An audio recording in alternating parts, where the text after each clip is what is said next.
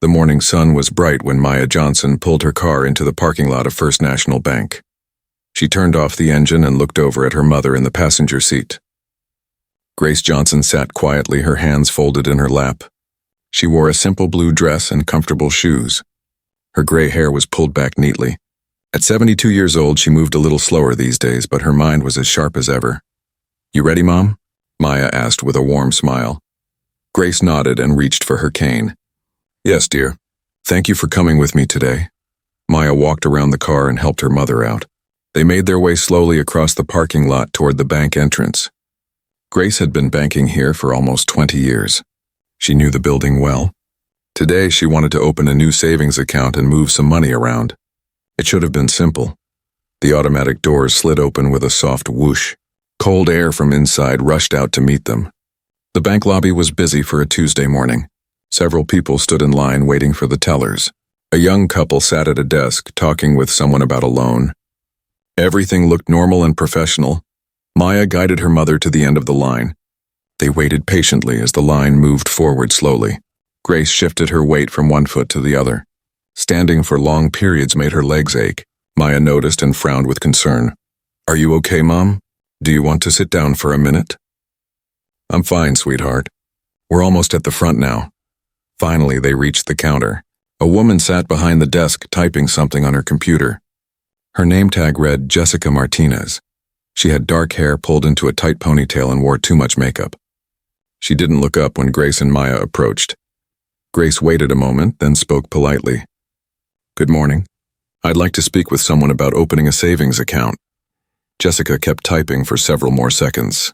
Then she glanced up briefly, her eyes scanning over Grace with a look that made Maya's stomach tighten. It was a look Maya had seen too many times before. A look that judged and dismissed someone in an instant. "What kind of account?" Jessica asked. Her voice was flat and unfriendly. Grace smiled anyway, maintaining her dignity. "I'm interested in a high-yield savings account. I have a substantial amount I'd like to deposit, and I want to make sure I'm getting the best interest rate possible." Jessica's eyebrows rose slightly. She looked Grace up and down again, taking in the modest dress, the worn cane, the age spots on her hands. Her expression shifted to something between doubt and suspicion.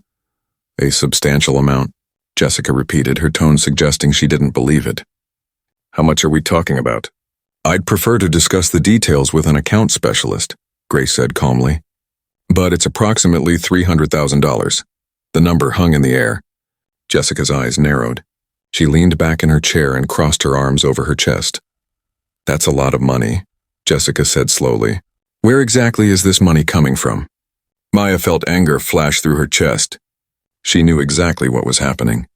She'd seen it in courtrooms, in stores, in restaurants.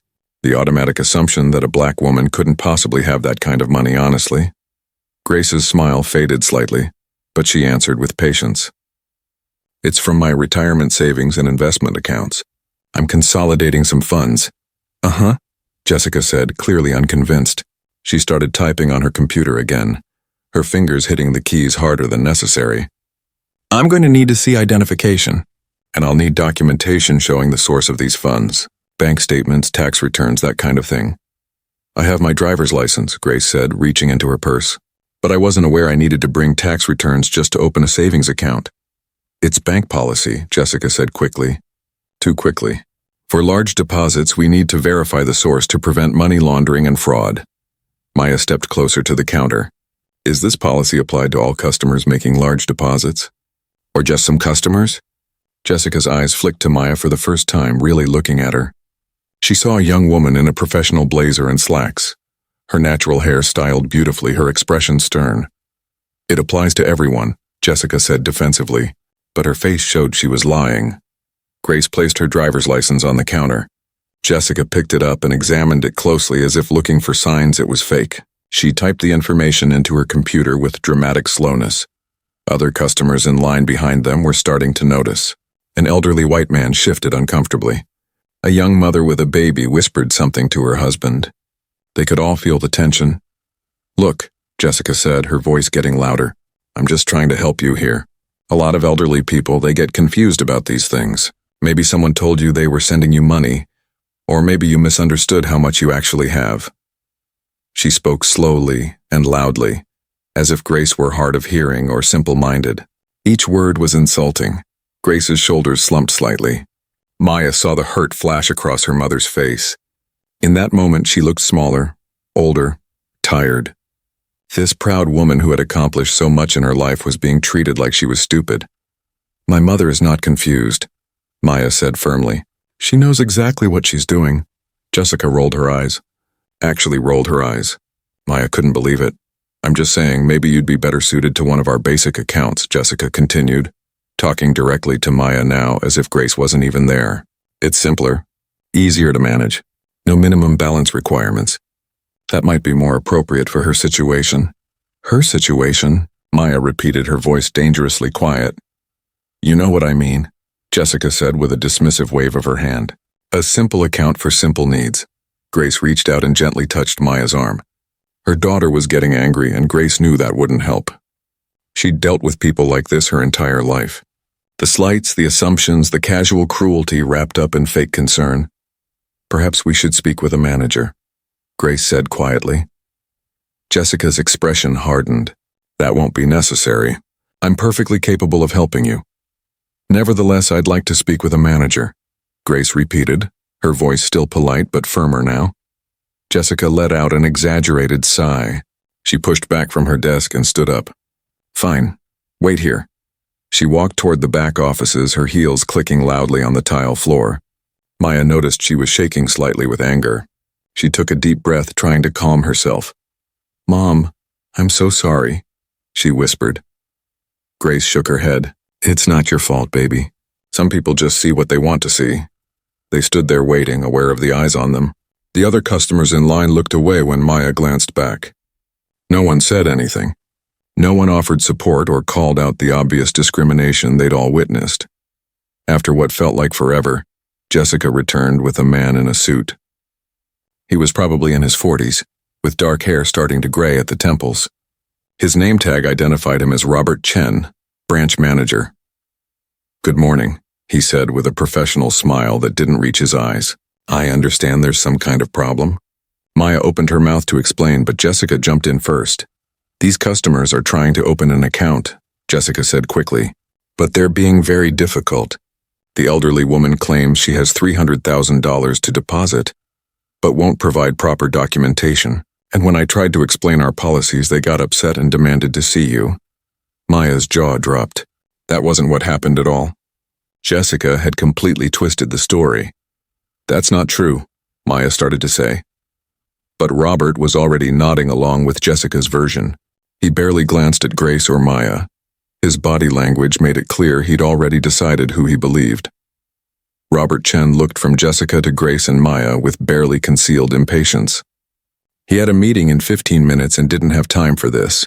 His expression made it clear he saw this as an annoyance, nothing more.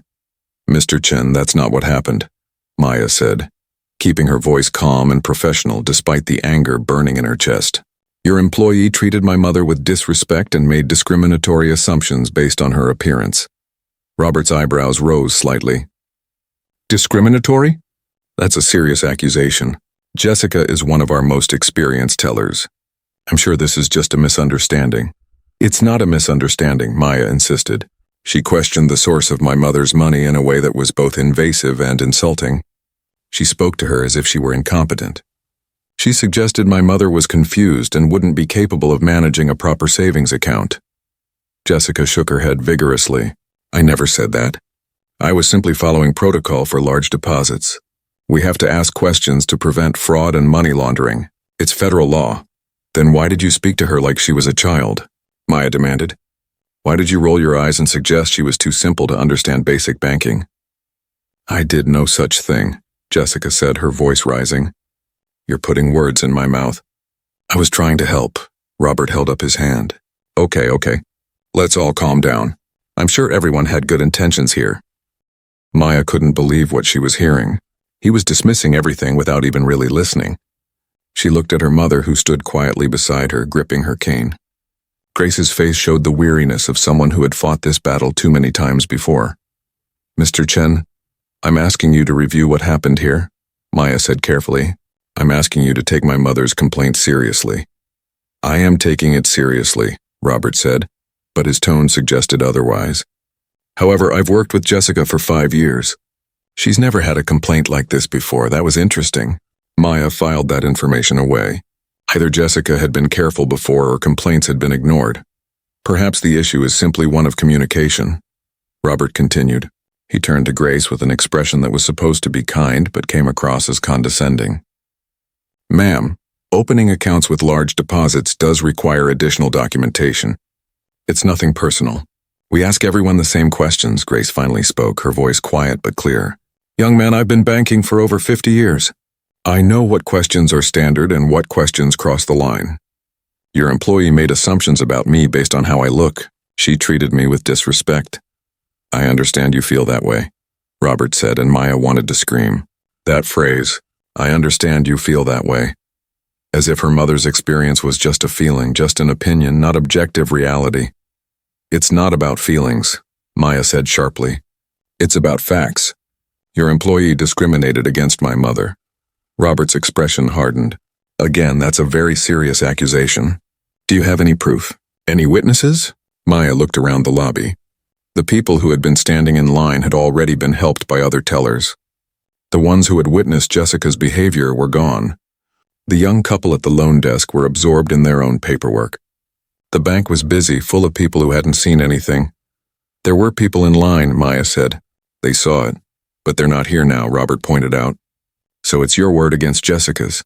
And I have to say, as her manager, I find it hard to believe she would act the way you're describing. Jessica crossed her arms and nodded. I would never treat a customer poorly, ever. Maya felt frustration building. This was going nowhere. Robert had already decided not to believe them. He was protecting his employee without even investigating properly. Mr. Chen, I want to file a formal complaint, Maya said. I want your full name, your employee ID number, and the contact information for your regional manager. That got his attention. Robert's eyes narrowed slightly. That's not necessary. I've already addressed the situation. You've addressed nothing, Maya said. You've dismissed my mother's experience without investigation. You've taken your employee's word over your customers without question. That's not addressing anything. That's covering up. I resent that implication, Robert said stiffly. I take all customer concerns seriously. Then take this one seriously, Maya challenged. Review your security footage. Your cameras surely recorded the interaction. Robert shifted his weight. Our security footage is for security purposes only. It's not reviewed for customer service complaints. Then maybe it should be, Maya said, especially when discrimination is alleged. There was no discrimination, Jessica said loudly. Several people in the bank turned to look. I treated her the exact same way I treat everyone. That's obviously not true, Maya said. She turned back to Robert. Are you going to provide me with the information I requested or not? Robert looked like he wanted to refuse, but he knew he couldn't. Denying a customer the right to escalate a complaint could bring bigger problems. He pulled out a business card from his jacket pocket and handed it to Maya. His movements were stiff with irritation. Here's my contact information. If you want to file a formal complaint, you can do so through our customer service line. He pointed to a phone number on the card. And your regional manager? Maya pressed. You can request that information through customer service, Robert said. They'll direct your complaint to the appropriate person. It was a bureaucratic dodge. Maya knew it. Robert knew it. But there wasn't much more she could do here. Grace tugged gently on Maya's sleeve. Let's go, sweetheart. Maya looked at her mother and saw the exhaustion in her eyes. This confrontation had taken its toll. Grace just wanted to leave. Are you sure, Mom? Maya asked quietly. Grace nodded. I'm sure. We're not going to get anywhere here. Maya wanted to argue more. She wanted to make them understand, make them acknowledge what they'd done, but she also knew her mother was right. Robert had made up his mind. Jessica would face no consequences today. Fine, Maya said, her voice cold. We'll be filing a formal complaint. And you should know, Mr. Chen, that I'm an attorney. I specialize in civil rights law. If this bank has a pattern of discriminatory behavior, I will find out about it. Robert's face went pale for just a second. Then he recovered and put on a professional smile. We welcome any investigation. We have nothing to hide. We treat all our customers fairly. We'll see about that, Maya said. She took her mother's arm gently and helped her turn toward the door. As they walked across the lobby, Maya heard Jessica say something to Robert in a low voice. She couldn't make out the words, but she heard the tone. Smug, satisfied. They stepped outside into the bright sunshine. The automatic doors closed behind them with a soft click. Grace let out a long breath. "I'm sorry, Mom," Maya said, her throat tight with emotion. "I'm so sorry you had to go through that." Grace patted her daughter's hand. "It's not your fault, baby. Some people will never see past their own prejudices." They walked slowly toward the car. Maya helped her mother into the passenger seat and made sure she was comfortable before closing the door. She stood there for a moment in the parking lot, staring back at the bank building. Inside, through the glass windows, she could see Jessica back at her desk. The teller was talking to a coworker, probably telling her version of the story, making herself the victim, painting Grace and Maya as difficult, unreasonable customers. Maya's hands clenched into fists. This wasn't over. Not by a long shot. She got into the driver's seat and started the car. Grace sat quietly looking out the window. Maya could see tears gathering in her mother's eyes, though Grace was trying to hide them. "Mom," Maya said softly. "I'm okay," Grace said, but her voice trembled. "I just thought maybe things had gotten better, you know? After all these years. After everything that's changed. But then something like this happens and I realize some things never really change at all." Maya reached over and took her mother's hand. "Things have changed, Mom, and they're going to keep changing. Because people like you fought to make them change, and people like me are still fighting." Grace squeezed her daughter's hand and finally looked at her. "What are you going to do?" Maya's expression hardened with determination. "I'm going to make sure they understand they made a big mistake today. A very big mistake." That evening, Maya sat at her home office desk with her laptop open. Her mother had gone home to rest, emotionally drained from the morning's events. Maya had spent the afternoon thinking about what happened, replaying every moment in her mind. She pulled out Robert Chen's business card and the receipt from their parking stub, which had a timestamp. She opened a new document and began typing. A formal complaint, detailed and specific. Every word Jessica had said. Every dismissive look. Every assumption and insult, but that wasn't all. Maya also opened her phone and pulled up something she hadn't mentioned at the bank. A recording. She had started recording audio on her phone when she noticed how Jessica was treating her mother. It wasn't video, but it had captured voices. Jessica's condescending tone. Her invasive questions. Her suggestion that Grace was too simple for a real savings account. Maya listened to it again, her jaw clenched. Then she began making a list of what she needed. Security footage from the bank if she could get it. A review of Jessica's other customer interactions. Any previous complaints that might have been filed and ignored. She also did something else. She started researching Robert Chen and First National Bank. She wanted to know if there had been other incidents. Other complaints. Patterns of behavior. As a civil rights attorney, Maya knew how to investigate discrimination. She knew how to build a case. And she was very good at her job. Her phone rang. It was her law partner, David. Thomas Wright sat in his corner office on the 14th floor of First National Bank's regional headquarters. His computer screen glowed in the dim light as he scrolled through his morning emails. Most were routine reports, policy updates, and meeting requests. Then one email caught his attention. The subject line read, "Urgent formal discrimination complaint with audio evidence." Thomas sat up straighter in his chair. The email had been flagged as high priority by the corporate compliance team.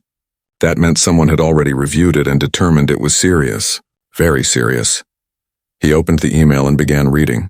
It was from Maya Johnson, attorney at law, on behalf of her mother, Grace Johnson. The complaint was detailed and professional. It described an incident at the downtown branch involving a teller named Jessica Martinez and branch manager Robert Chen. Thomas read every word carefully. The complaint outlined how Jessica had questioned Grace about her money in a suspicious and invasive way. How she had suggested Grace was confused and incapable of managing a real savings account. How she had spoken loudly and slowly, as if Grace couldn't understand basic English.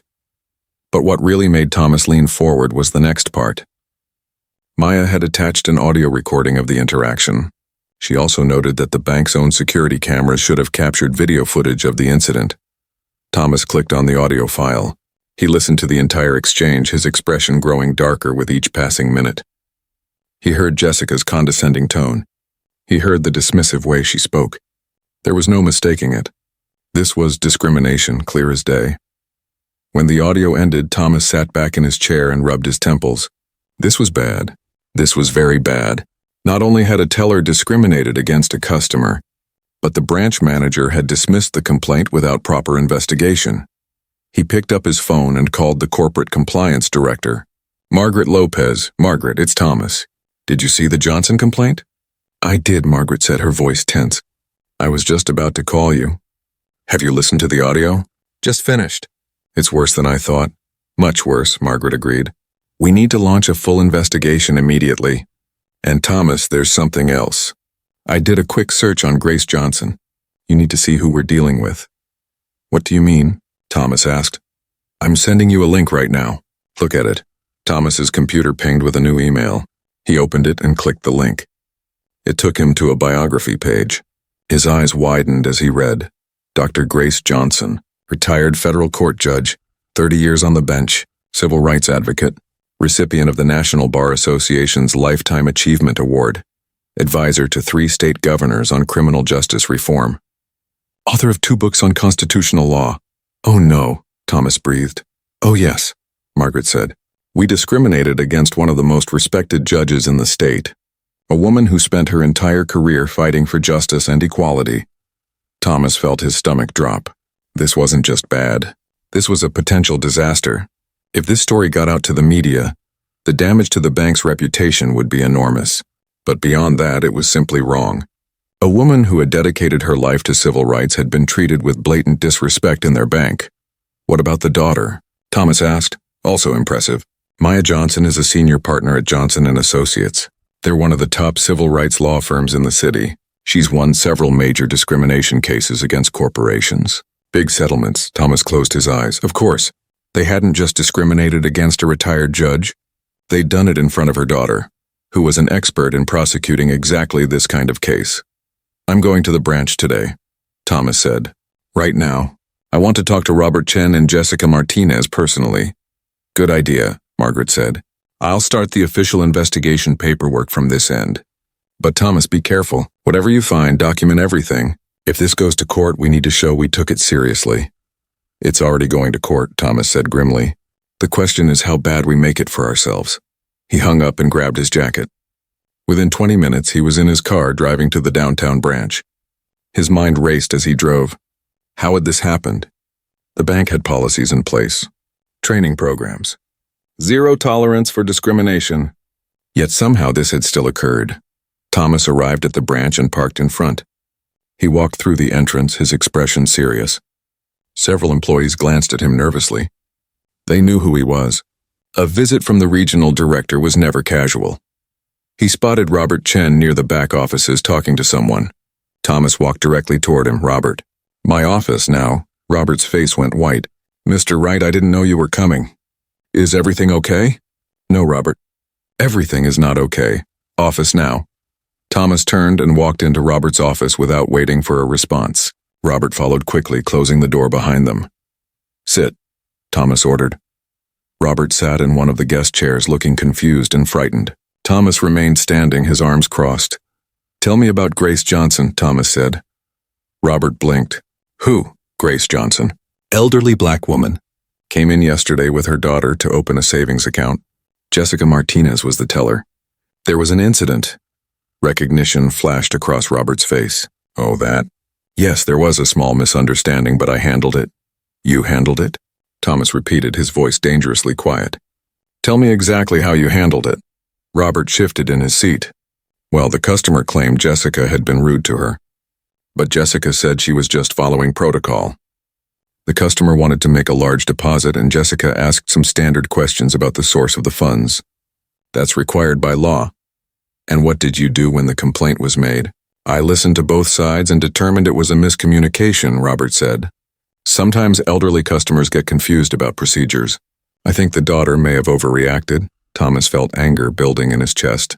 "Did you review the security footage?" "No, I didn't think that was necessary." "Did you file an incident report?" "No. Like I said, it was just a misunderstanding." "Did you consider for even 1 second that Jessica might have actually discriminated against this customer?" Robert hesitated. I've known Jessica for 5 years. She's never had a complaint like this. I believed her when she said she was just doing her job. Thomas pulled out his phone and opened the audio file Maya had sent. He played it, watching Robert's face as Jessica's voice filled the small office. Robert's expression changed as he listened.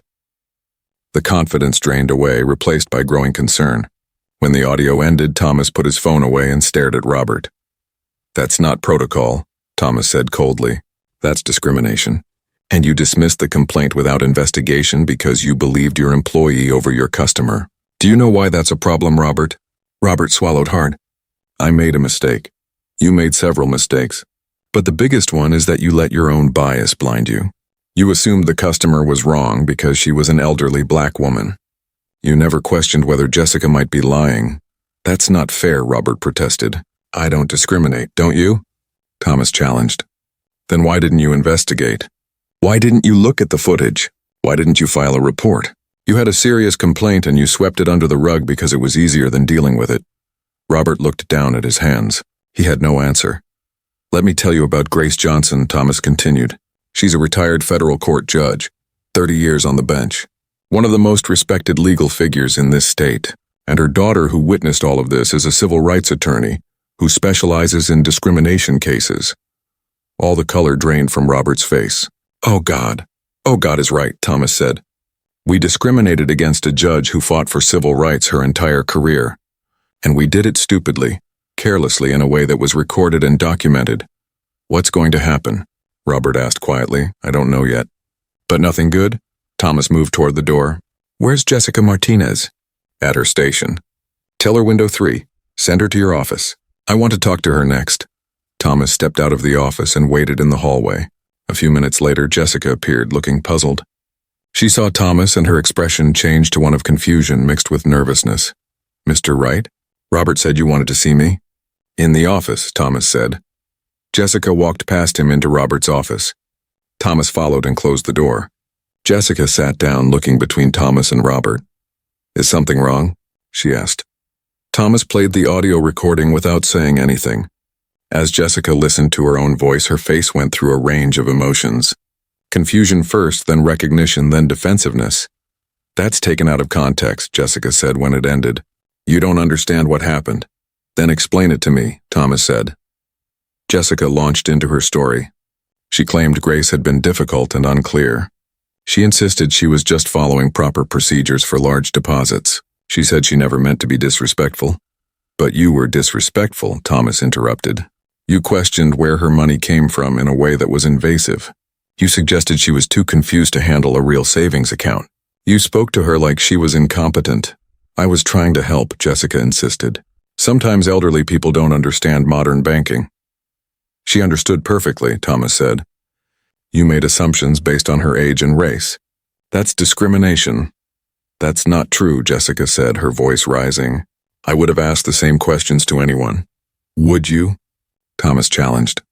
"Have you ever suggested to a young white man that he was too simple for a high-yield savings account? Have you ever spoken slowly and loudly to someone who showed no signs of hearing problems?" Jessica's mouth opened, but no words came out. Thomas pulled out his phone again and pulled up a different document. "I had our compliance team do a preliminary review of complaints at this branch over the past 6 months. Would you like to know what they found?" Jessica said nothing, but fear crept into her eyes. 4 complaints, Thomas said. 4 separate customers, all people of color, who reported feeling treated differently by staff at this branch. All 4 complaints involved you, Jessica, and not one of them was properly investigated or documented. He turned to Robert. "You swept them all away as misunderstandings. But 4 complaints in 6 months isn't a coincidence. It's a pattern." Robert looked sick. Jessica looked terrified. Thomas took a deep breath, trying to control his anger. "We have policies against discrimination. We have training. We have systems in place specifically to prevent this kind of thing. Yet it happened anyway.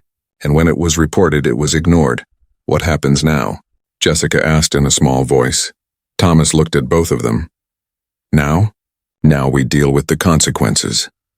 Thomas Wright spent the rest of that afternoon at the downtown branch. He interviewed other employees. He reviewed security footage. He examined records and files that should have been filled out but never were.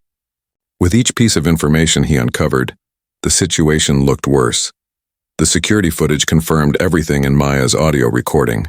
It showed Jessica's dismissive body language, her eye rolls, the way she spoke over Grace. It showed Robert barely listening to Maya's complaint before dismissing it. The evidence was damning. By evening, Thomas returned to his office at headquarters. He had a splitting headache and a knot in his stomach. He needed to call the CEO and update her on the situation. He needed to decide what actions to take. But first, he needed to understand exactly who Grace Johnson was. Thomas sat at his computer and began searching. What he found made the situation even more serious than he'd realized. Grace Johnson had graduated from law school in 1975, one of only 3 black women in her class. She had worked as a public defender for 10 years, taking cases no one else wanted. She had fought for people who couldn't afford fancy lawyers. Then she became a judge. As a judge, Grace had built a reputation for fairness and wisdom. She had written important opinions on civil rights cases. She had mentored countless young lawyers and judges. She had spoken at universities and conferences about justice and equality. After retiring 5 years ago, she hadn't stopped working. She volunteered with legal aid organizations. She advised nonprofit groups. She wrote articles about criminal justice reform. She was respected by lawyers, judges, politicians, and activists across the entire state. And Jessica Martinez had treated her like she was stupid, like she was suspicious, like she was someone who couldn't be trusted with her own money. Thomas found articles Grace had written about discrimination in banking and lending, about how Black Americans were often denied loans or subjected to higher interest rates, about how financial institutions had a long history of racial bias. She knew the system. She understood it deeply. And now she had experienced it firsthand in his bank. He clicked on another link and found information about Maya Johnson. She had graduated top of her class from law school. She had worked for a major civil rights organization before starting her own firm. She had won cases against banks, corporations, and government agencies. Her success rate was impressive. Her settlements were large. She was exactly the kind of lawyer you didn't want filing a case against you. Thomas leaned back in his chair and closed his eyes. This was a disaster, not just because of potential legal consequences, though those were serious, but because it was wrong, fundamentally deeply wrong. A woman who had spent her life fighting for justice had been treated unjustly in his bank. His phone rang. It was CEO Patricia Morrison.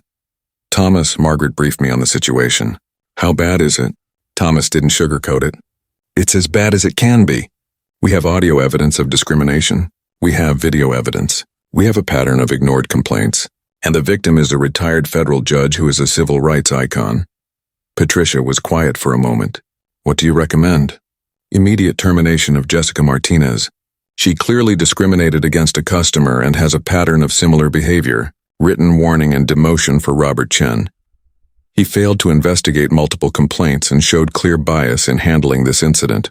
A full review of all branches to identify other potential issues, and a complete overhaul of our training and complaint procedures. Agreed on all points, Patricia said. But Thomas, we need to do more than that. We need to make this right with Dr. Johnson. I know. I'm going to draft a formal apology letter tonight. But I think we should also offer to meet with her in person. Yes, Patricia said. And Thomas? Be honest with her. Don't make legal excuses. Don't hide behind corporate language. If we were wrong, we say we were wrong. Understood. Thomas hung up and started typing.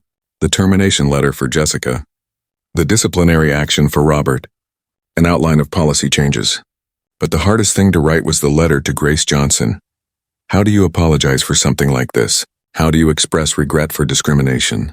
Words seemed inadequate, but he had to try.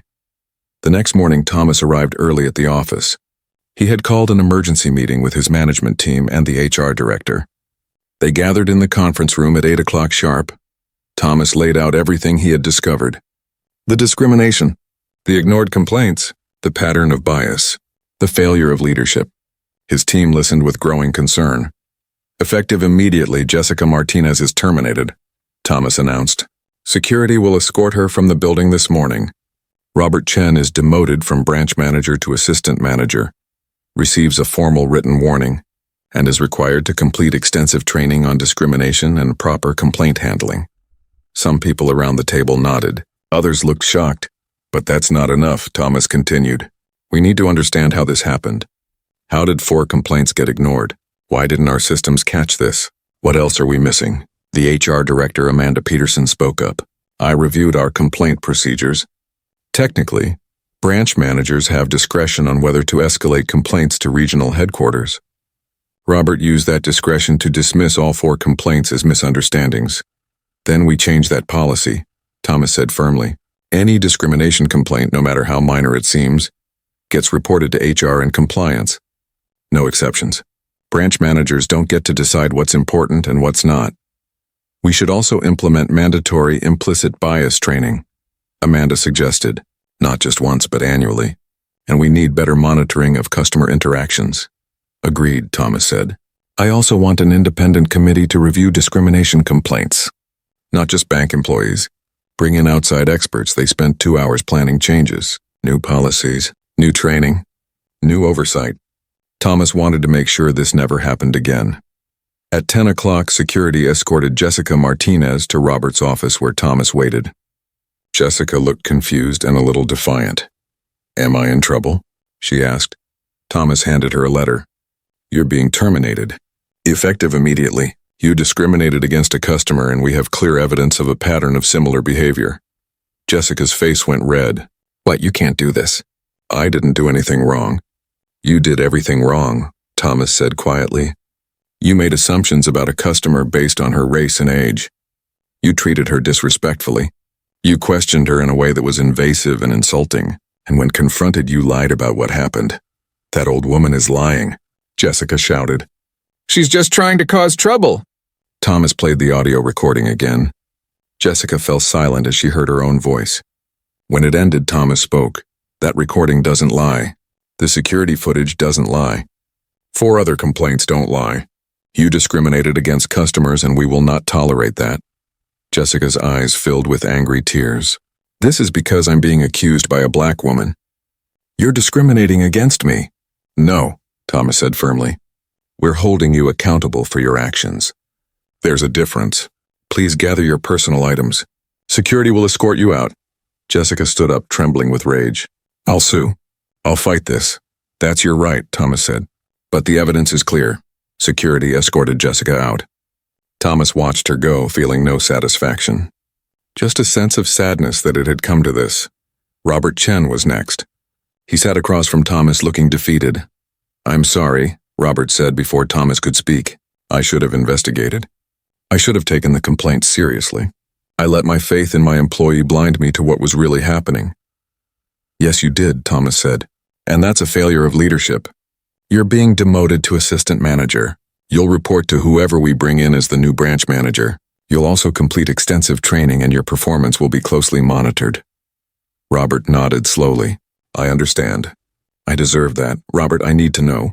Why didn't you investigate those complaints? What made you dismiss them so easily? Robert was quiet for a long moment. Then he spoke, his voice heavy with shame. I think I didn't want to believe it. Jessica was good at her job in other ways. She was punctual. Her drawer always balanced. Customers rarely complained. When these complaints came in, I told myself people were being too sensitive. I told myself it was just misunderstandings. But the truth is I didn't want to deal with it. It was easier to dismiss it than to confront it. That's honest, Thomas said, and it's exactly the kind of thinking we need to eliminate. Discrimination isn't always obvious. Sometimes it looks like small things, a tone of voice, an assumption, a dismissive gesture. But those small things add up. They hurt people. They create injustice. I know that now, Robert said. I'm sorry it took this to make me see it. Thomas stood up. Use this as a learning experience. Be better. After Robert left, Thomas sat alone in the office. He pulled out his phone and looked at Grace Johnson's contact information. Maya had included it in her complaint. He needed to call them, to apologize, to ask for a chance to make things right. He dialed the number. His heart pounded as it rang. Hello? A woman's voice. Maya. Ms. Johnson, this is Thomas Wright. I'm the regional director for First National Bank. I'm calling about the incident involving your mother. There was a pause. I'm listening. First, I want to apologize. What happened to your mother was completely unacceptable. It was discrimination, plain and simple. There's no excuse for it. Thank you for acknowledging that, Maya said carefully. What are you doing about it? Jessica Martinez has been terminated. Robert Chen has been demoted and disciplined. We're implementing new policies and training across all our branches, and we're conducting a full review to identify any other issues. That's a start, Maya said. But Mr. Wright, my mother didn't just experience discrimination. She experienced humiliation. She was treated as if her intelligence, her competence, her very worth as a person was less because of how she looked. I know, Thomas said quietly, and I'm deeply sorry. Words can't undo what happened. But I'd like to meet with you and your mother if she's willing, to apologize in person, to listen to anything she wants to say, and to discuss how we can make this right. Maya was quiet for a moment. I'll talk to my mother. But Mr. Wright, you should know something. My mother is Dr. Grace Johnson, retired federal court judge, civil rights advocate. She spent her entire life fighting the kind of discrimination she experienced in your bank. I know who she is, Thomas said. I've spent the last day learning about her remarkable career. Which makes what happened even more shameful. Yes, it does, Maya agreed. I'll call you back after I speak with her. The line went dead. Thomas sat holding his phone, hoping Grace Johnson would give him the chance to apologize face to face. Hoping he could begin to make this right. Knowing that some wounds couldn't be healed with just words. Maya hung up the phone and sat quietly for a moment.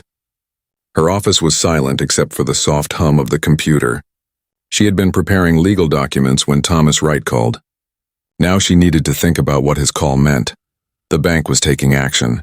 That was good. But was it enough? Was it genuine? Or was it just damage control because they knew who her mother was? Maya picked up her phone again and called her mother. Hi, sweetheart, Grace answered. Her voice sounded tired. Mom, I just got a call from the regional director at First National Bank, Thomas Wright. He apologized and said they fired the teller and disciplined the manager. He wants to meet with us in person. Grace was quiet for a long moment. What do you think? I think they're scared, Maya said honestly. They know they messed up badly. They know who you are now. But I also think the apology sounded sincere. He didn't make excuses or try to minimize what happened. Do you want me to meet with him? Grace asked. Maya thought about that.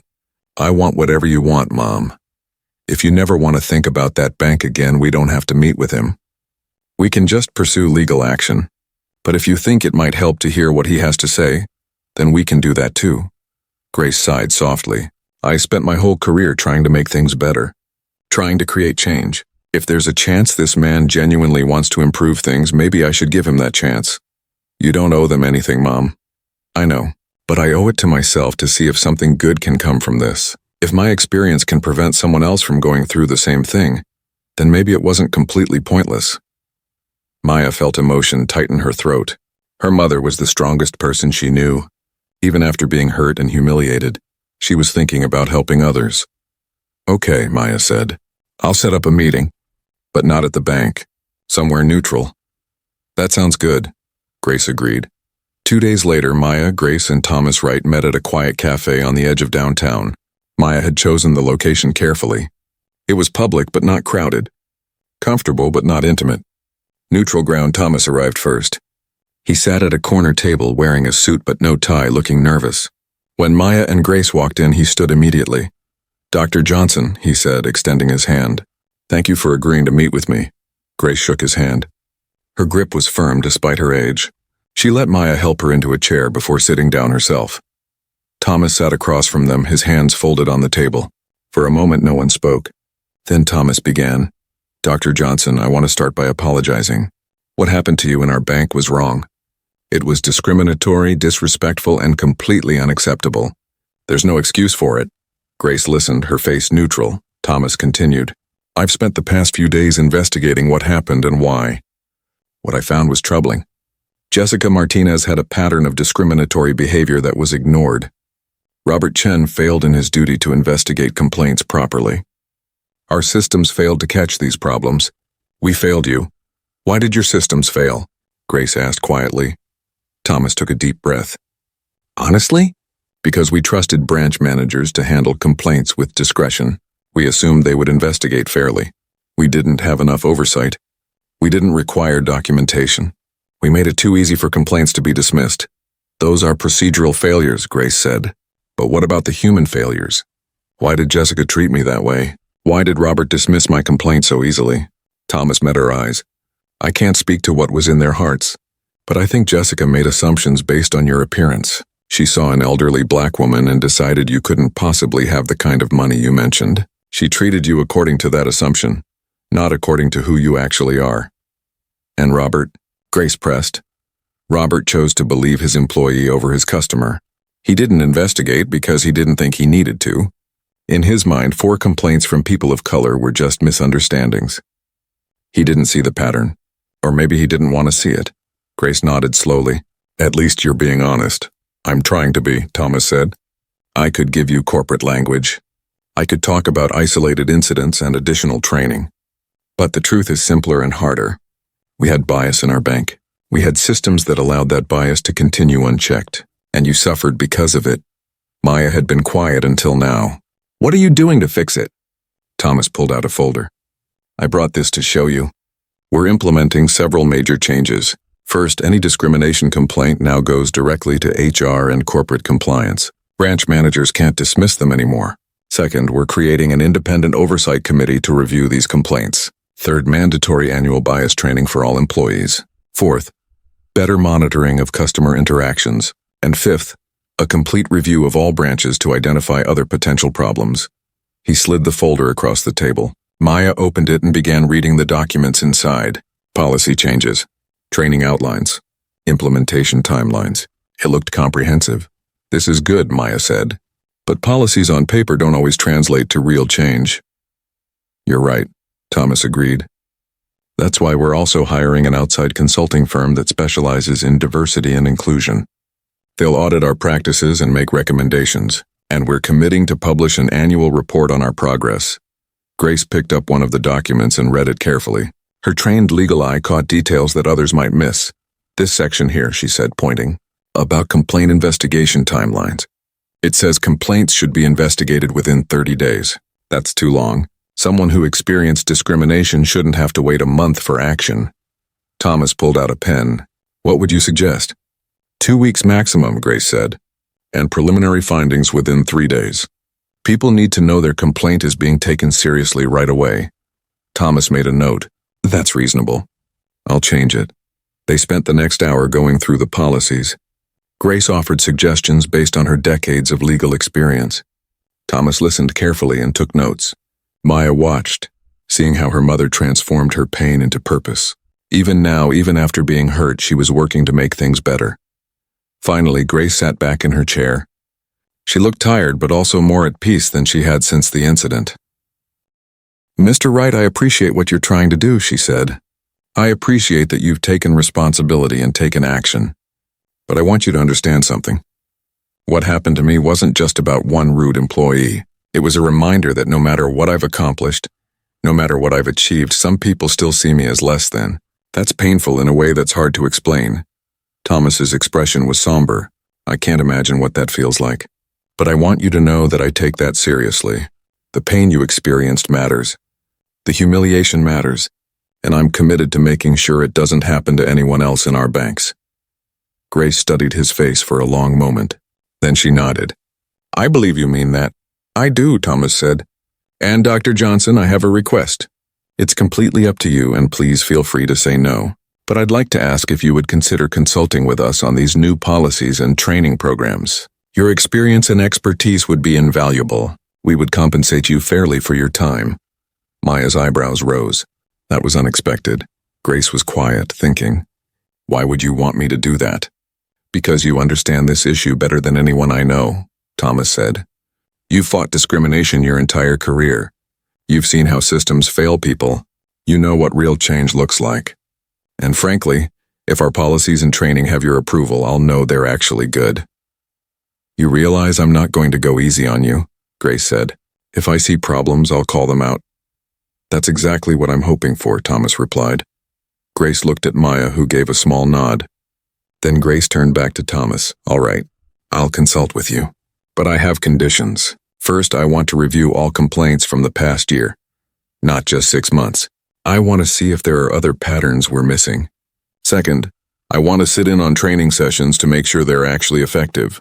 Third, I want quarterly reports on implementation progress. And fourth, if I see the bank not living up to its commitments, I reserve the right to walk away and speak publicly about why. Done, Thomas said immediately. All of that is more than fair. They shook hands on it. As they were preparing to leave, Thomas spoke again. Dr. Johnson, I have one more thing to say. I looked up your career. I read about your work as a judge. The cases you decided, the opinions you wrote, the people you helped. You've spent your life fighting for justice. I'm sorry that you had to experience injustice in our bank, but I'm grateful that you're willing to help us become better. Thank you. Grace's eyes were bright with emotion. Mr. Wright, I've learned something over my long career. People make mistakes. Institutions fail. But what matters is what we do after. Do we make excuses or do we make changes? You're choosing to make changes. That matters. They left the cafe and walked to their cars. The afternoon sun was warm on their faces. Maya helped her mother into the passenger seat and then got behind the wheel. How are you feeling, Mom? Maya asked. Grace was quiet for a moment. Tired, but also hopeful.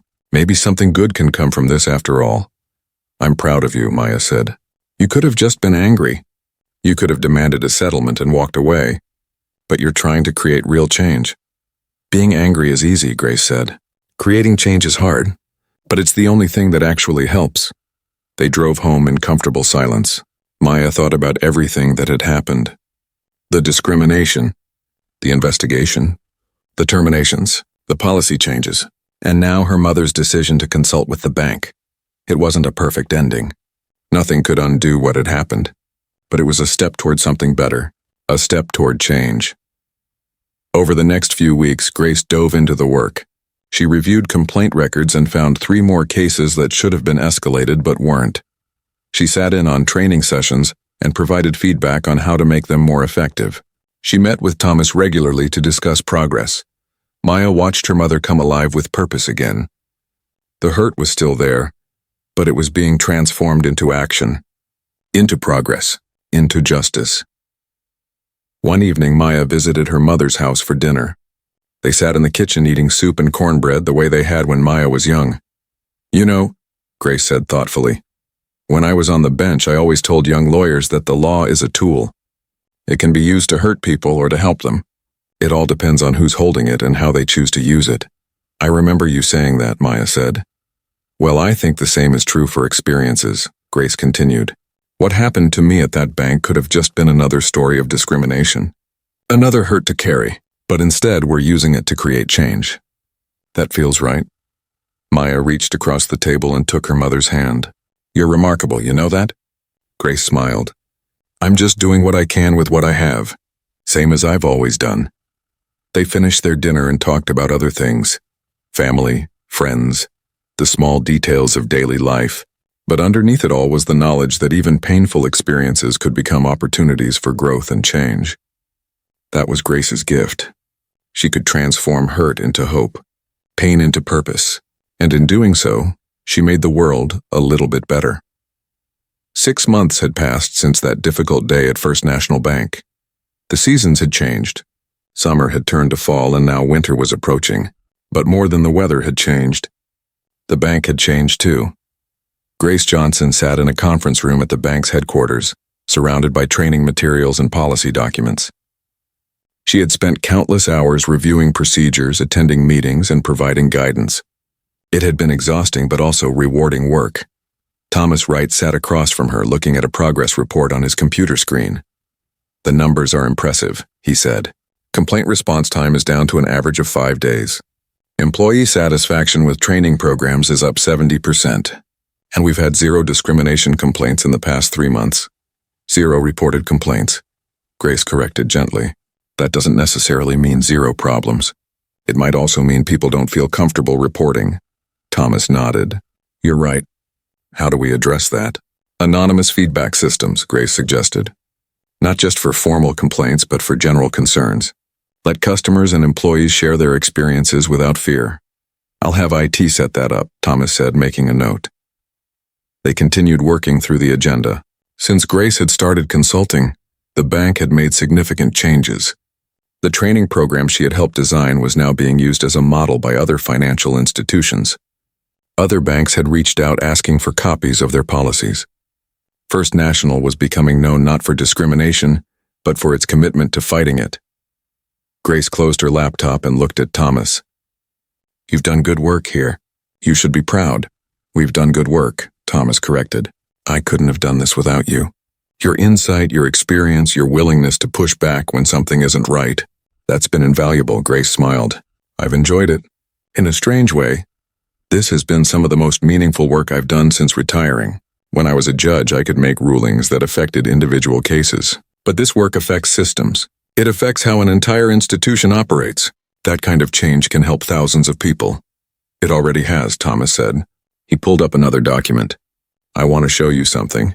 We've been tracking demographic data on customer interactions. 6 months ago, we had clear disparities. Customers of color waited longer for service, were more likely to be questioned about transactions, and had lower satisfaction scores. Now look at the current data." He turned the screen toward Grace. She studied the numbers carefully. The disparities had shrunk dramatically. Not completely gone, but significantly reduced. "This is real progress," Grace said softly. "Real measurable change." "Thanks to you," Thomas said. Grace shook her head. "Thanks to people being willing to listen and willing to change." "That's rare, Mr. Wright. Many institutions just try to cover up problems. You chose to face them head on." A knock on the door interrupted them. Margaret Lopez, the compliance director, stuck her head in. "Sorry to interrupt. Dr. Johnson, there's someone here who'd like to meet you. Do you have a few minutes?" Grace looked at Thomas, who nodded encouragingly. "Of course." A young black woman entered the room. She looked to be in her late 20s, wearing a bank uniform. She seemed nervous. "Dr. Johnson, I'm Keisha Williams. I'm one of the new tellers at the downtown branch. I just wanted to thank you." Grace stood up and shook her hand. "Thank you for what, dear?" "For what you did here," Keisha said. "I heard about what happened to you, about how you could have just sued the bank and walked away, but instead you stayed to help make things better.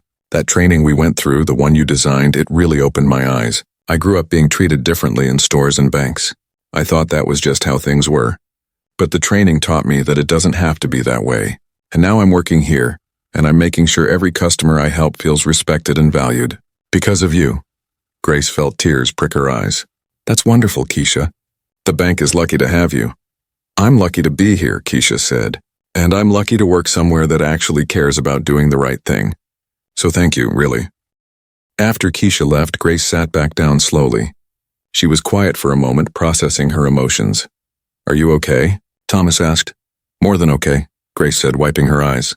"That young woman, she's the reason all of this matters. We're not just changing policies and procedures.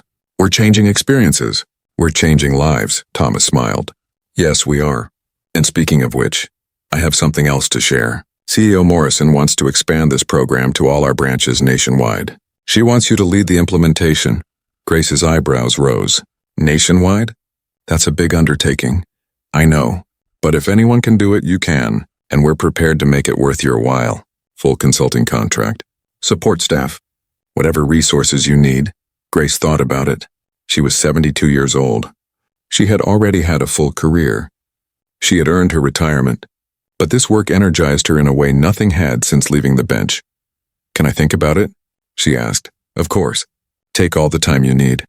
That evening, Grace and Maya had dinner together again. It had become their weekly tradition. They sat at Grace's dining room table with Chinese takeout containers spread between them. Maya had been quiet through most of the meal. Finally, she spoke. "Mom, Thomas called me today. He told me about the nationwide expansion proposal." "And?" Grace asked. "And I want you to know that whatever you decide, I support you completely. If you want to do it, I think it's wonderful. If you're tired and want to step back, that's okay too." Grace set down her chopsticks. "What do you think I should do?" Maya smiled. "I think you already know what you want to do. You've been happier these past 6 months than I've seen you in years. You light up when you talk about this work, so I think you should do it if that's what you want." "It is a lot of work," Grace said thoughtfully. "You've never been afraid of hard work." "True." Grace was quiet for a moment. "You know what strikes me most about all of this? How it started with such pain. That day at the bank I felt so small, so diminished. I just wanted to go home and forget it ever happened. But you didn't," Maya said. "No, I didn't. And now that painful experience has become something meaningful. It's become change, progress, hope." Grace looked at her daughter. "I think I want to keep going." I think I want to take this work nationwide. Maya reached across the table and squeezed her mother's hand. Then do it. Change the world, Mom, like you always have. Grace called Thomas the next morning and accepted the position. Over the next several months, she threw herself into the work with renewed energy. She traveled to bank branches across the country. She trained staff. She reviewed policies. She listened to stories from customers and employees about their experiences. She heard from a Latino man in Texas who had been denied a loan without proper explanation. She heard from an Asian woman in California who had been asked repeatedly if she spoke English, despite speaking it perfectly. She heard from a Native American couple in Arizona who had been followed around a bank as if they might steal something. Each story reminded Grace why this work mattered. Each story reinforced her commitment to creating change. She also heard success stories. Employees who had learned to recognize their own biases and work to overcome them. Customers who felt truly welcomed and respected for the first time in a banking environment. Managers who had become advocates for equality in their branches. The work was exhausting. Grace was traveling more than she had in years. Some days her body ached and she felt every one of her 72 years, but her spirit was strong. 1 year after the incident, First National Bank published its first annual Diversity and Inclusion Report. It documented the changes that had been made, the progress that had been achieved, and the work that still remained. Grace wrote the foreword. In it, she told her story. Not in anger or bitterness, but with honesty. She described what had happened and how it had felt. But she also described what came after. The investigation, the changes, the commitment to doing better. She ended with these words: discrimination hurts. It diminishes us all, both those who experience it and those who perpetuate it. But pain can be transformed into purpose. Hurt can become healing. One person's bad experience can become the catalyst for change that helps thousands of others. That is what I have witnessed this past year. That is what gives me hope for the future. Change is possible when institutions are willing to face uncomfortable truths. Progress is possible when people choose action over excuses. Justice is possible when we work together to create it.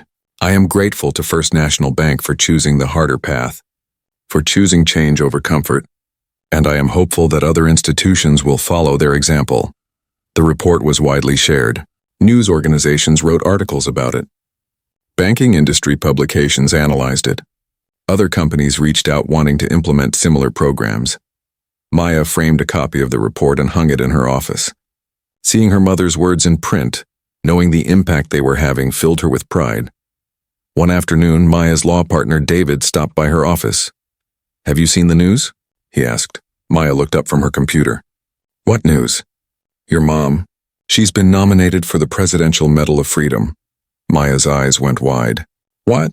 David showed her his phone. There it was. A news article announcing that Dr. Grace Johnson was among this year's nominees for the nation's highest civilian honor. The nomination cited her lifetime of service, her work as a federal judge, and her recent efforts in banking reform. Maya immediately called her mother. "Mom, did you see the news?" "I saw it," Grace said. Her voice was calm, but Maya could hear the emotion beneath it.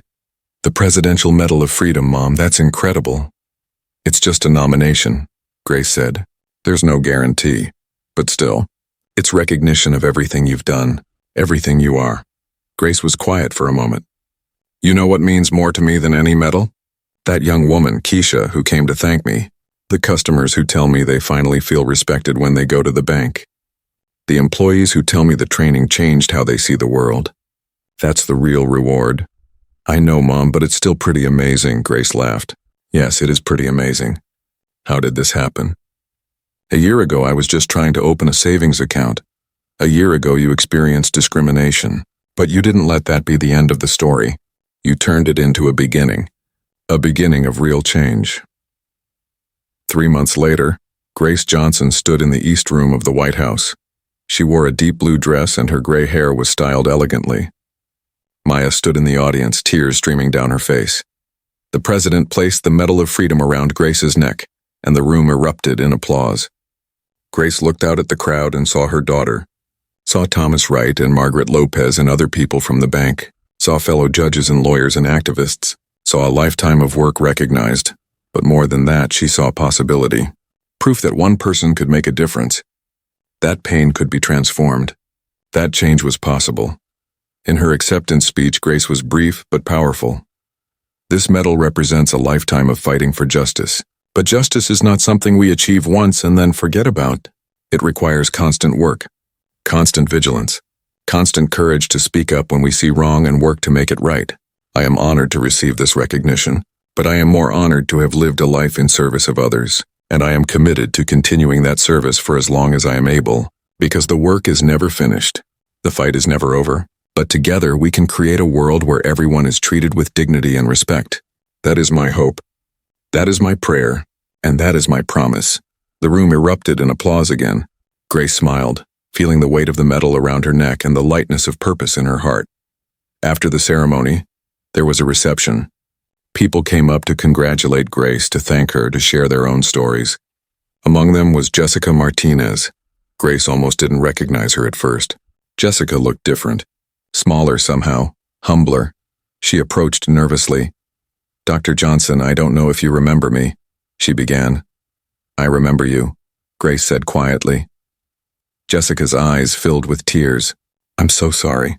I'm so sorry for how I treated you. There's no excuse for what I did." "I was wrong." Grace studied her face. The remorse looked genuine. "What have you been doing since you left the bank?" Grace asked. "I've been working in retail. Minimum wage. It's been hard, but it's given me time to think. To really think about my behavior and my attitudes. I've been seeing a therapist, working through my own biases, trying to become a better person." "That's good," Grace said. "Growth is painful, but it's necessary. I wanted you to know that what happened changed me. I will never treat anyone the way I treated you again. I'm truly sorry." Grace looked at this woman who had hurt her so deeply a year ago. She saw genuine remorse, genuine change, and she made a choice. "I forgive you," Grace said simply. Jessica broke down crying. Grace let her cry, then handed her a tissue. "Forgiveness doesn't mean what you did was okay," Grace continued. "It wasn't. But it means I'm not going to carry anger toward you anymore. Use this experience. Learn from it. Become the person you want to be." Jessica nodded, unable to speak. After she walked away, Maya came up beside her mother.